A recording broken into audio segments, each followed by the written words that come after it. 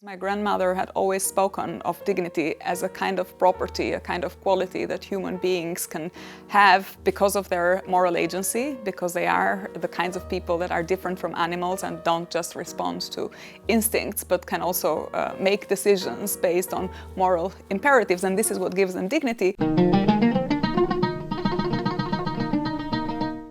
My grandma, she was always really super supportive. Like, she loved it. She's the only one who had no problem when I went to Italy to study philosophy. Everyone else was like, what is this? What is this degree? Like, this is just not a job. What are you gonna be? That is in our flat in Tirana, yeah. That was like, I think this was one of the last photos we've taken together. So the idea for the book took shape when I received this text message from a friend that said, have you realized your grandmother has become viral on Facebook?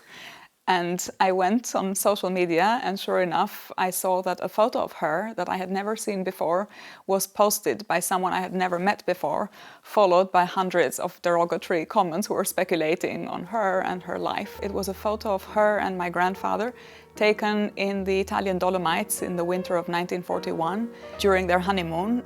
It was a period that she'd often spoken of very fondly, saying this was the happiest time of her life, which had always made me think, what sort of person can say that the winter of 1941 is the happiest time of their life?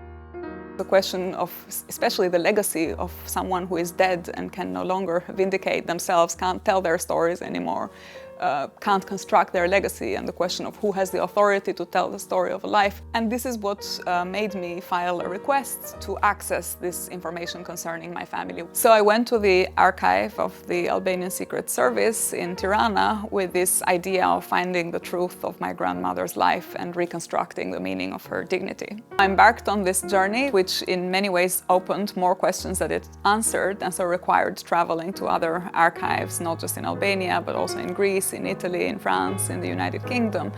And the writing of the book became also a reflection on the limits of the archives and how one can supplement the kind of information that we find in archives and reflect on what they don't deliver, and how archives themselves are the result of ideology and propaganda, and what can a researcher do to approach them with the kind of authenticity that they may or may not have.